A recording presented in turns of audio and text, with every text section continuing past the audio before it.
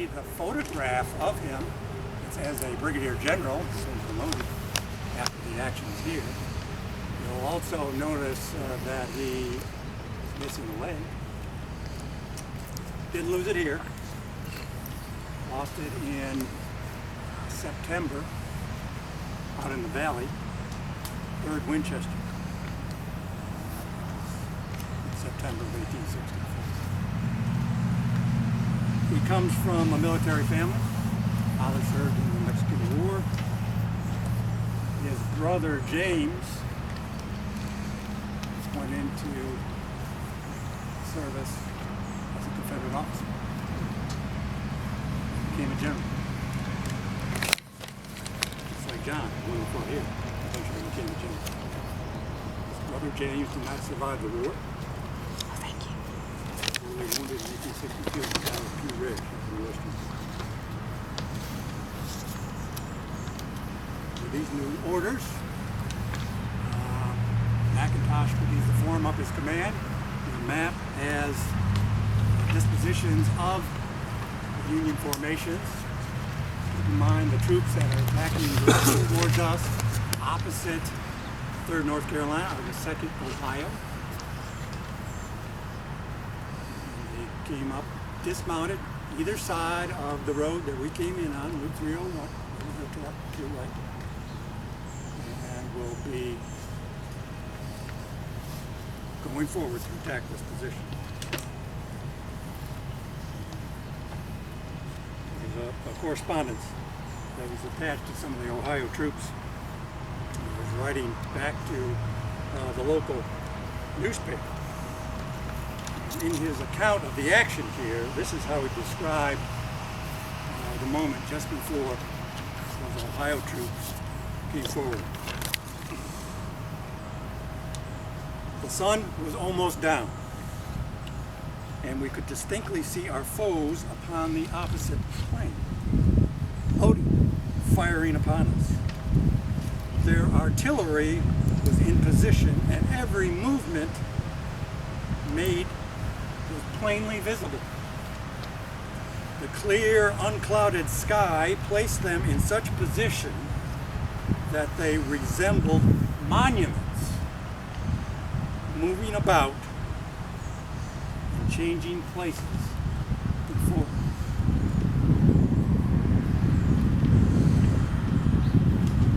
On the right, the 2nd Ohio was 18th Pennsylvania. On the left was the 1st Connecticut. We mentioned earlier, it was the 1st Connecticut that was attacking down there in the bottom near the railroad depot. But the main fighting, the main assault, took place at the rear side, coming straight at us across the road ground in front of us. The order is given to advance. 2nd Ohio is now coming towards us. It's after 7 p.m. now. It's dusk. Darkness is coming on. 2nd Ohio are down in the low ground around the bottom, working their way through all that briars and brush and entanglements. They're stopping repeatedly because the lines are continuously getting out of shape. Can't form a compact unit. Officers are stopping their men to continue to move forward. Now they're on foot, right? They're all on foot. They're all dismounted. As they approach that creek. At one point, McIntosh's wife, watching the action, of course, he's in the rear. He sees what's going on. He sees specifically the 2nd Ohio getting hung up in all these briars and bushes and whatever, trees that have been cut down by the Confederates. He orders one of his buglers to sound retreat. He thinks the advance has been stopped. The bugler is sounding retreat. Some of the 2nd Ohio officers, for whatever reason, decided we're not going to go back. We're being shot up from the troops that are occupying this hard ground. They're just blasting away, and they decide to go forward. And soon they're in the creek. splashing through Meacham Creek, up on the opposite side, and hugging the ground on this side of the creek.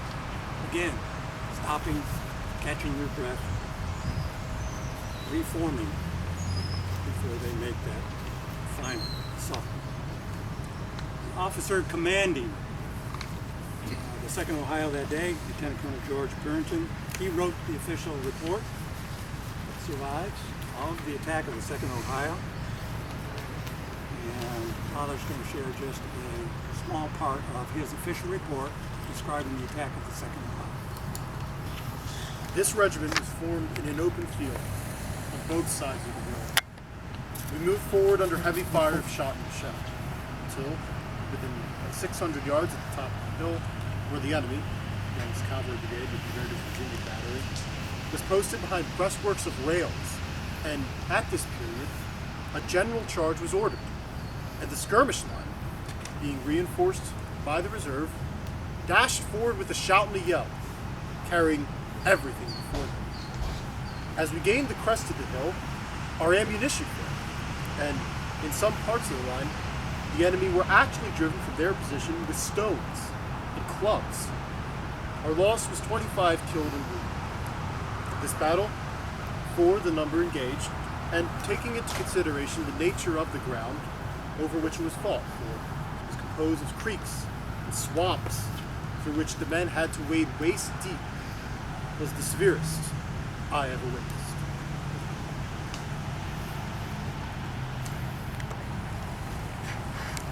On the right, the Pennsylvania movement, they too are crossing the creek. They are actually going to get up and outflank some of those North Carolina troops of the date of General Young. His command is stretched out along this line here. Some of the Pennsylvania troops actually get up into the courthouse buildings, get around this line. That's what's going to precipitate, or at least help precipitate, the Confederates falling back. Likewise, on the Union left, the Confederate right flank, those Connecticut troops, are doing something similar, getting around and flanking some of the Confederate positions, which will help precipitate pushing this line back. Again, here in the middle, I want to bring you back just for a second with the 2nd Ohio, because I also have a very short description by a lieutenant in the 2nd Ohio, but it's from his diary. You know, Civil War diaries, some are good, but most of them are so minimal. Got up, big battle, ate lunch. Don't really have a lot of good stuff in them. But Kinney was a very bright man in college in the 2nd Ohio. He left a very short description in his diary.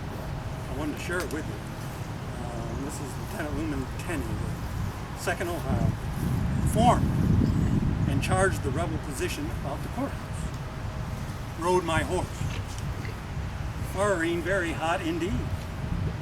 Rebels held a fence along a sunken road, came near capturing 2 pieces of artillery which played upon us until the very last minute. In the road, on the other side of this road, Confederate battery of artillery, William McGregor, Virginia battery of artillery. Those guns have been blasting away at the 2nd Ohio from the moment they began that assault. Union artillery is also set up on the opposite side, so they're exchanging artillery fire across our heads at the same time, or at least just prior to the attack of the Union troops. One of the privates in McGregor's battery left an account of the fight, as he recalled it that afternoon, or that evening. And he wrote this in Confederate Veteran. Have you heard of this magazine, Confederate Veteran? Published after the war by, obviously by veterans, and they went on for years, decades. So there's a tremendous amount of interesting articles in there if you have a chance to see this. Well, Private David Cardwell of McGregor's battery wrote an account describing the action. That was one of the reasons he did it, but I think the main reason he did it was to commemorate or memorialize one of his officers. The officer's name was Charles Ford, Lieutenant Ford. I just wanted to share with you a little bit of his account of the fight here on May 31st. Well wrote, the enemy charged us several times and was repulsed. The firing was continuous and hot. Captain McGregor was on his horse near a small clump of bushes to the right of the battery, a little in my front. He was making a good deal of noise, shouting, "Give 'em hell, boys! Pour it in, boys!" Lieutenant Ford was riding quietly and calmly up and down behind the battery. His only reply was, "Mac," referring to the commander, "Mac, you had better retire these guns." But the captain did not hear him, so he turned in the saddle and he gave the order to the battery, "Limber to the rear." And we were not slow to obey.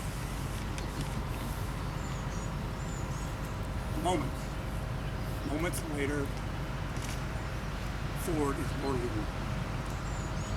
He's hit, begins to fall from his horse. A couple of men rush to him to try to grab him, support him. By now, the whole line is starting to fall back through the courthouse area, and eventually through the courthouse and on the roads leading in the direction of Ashland, which is to our west. You're looking south.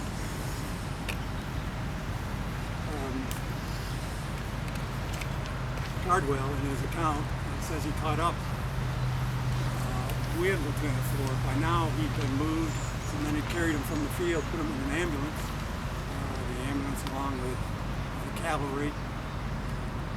Right here you have both a brigade of Young's Confederate cavalry, Chambliss's, John Chambliss's Virginia Brigade of Cavalry was here supporting the attack. They too will be falling back. Gilbert Wright's brigade as well. Those three Confederate brigades now are falling back through the courthouse in the direction of Ashland. They come upon the ambulance and they go up to check under Lieutenant Ford. But in just those few moments of time, Ford died. They carried him in the ambulance just a short distance from here. And they recognized the home of Williams Wickham, Hickory Hill, which is not far on that same river road leading to Ashland. They stopped the ambulance, took out his body, and they dug a grave. And they buried it in the corner of the fence on the farm where Williams Wickham was a Confederate general, cavalry commander. We're going to run into him later on today. He's not here. It's time to fight.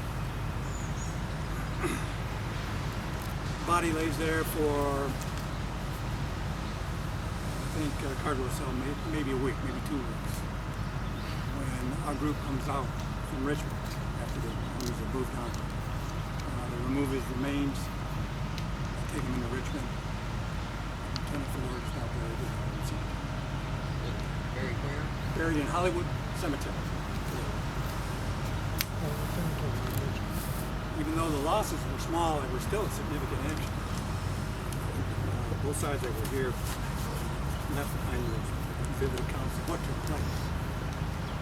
By the end of the 31st, Wilson's troops pulled the courthouse and its complex. And the next morning, June 1st, they were going to pursue the Confederate cavalry in the direction of Ashland. They're not going to fight Ashland today. Did that some more. That came on June 1st. That was a pretty spirited story. Okay, questions? Did they end up burning the bridge? Went there after the railroad bridge appeared? Yes, that comes on June 1st. And they did. They ended up burning both bridges. I understand this was all cavalry. The cavalry was dismounted. Most of it was. Okay, why? The nature of the fighting, I guess more than anything else, because at least on Wilson's part, the men had to move through the field. I think the men be able to form and go forward first, rather than to kind of make a cavalry charge across the creek. I'm trying to visualize what it's like cavalry attack on horses. Look at it, right there with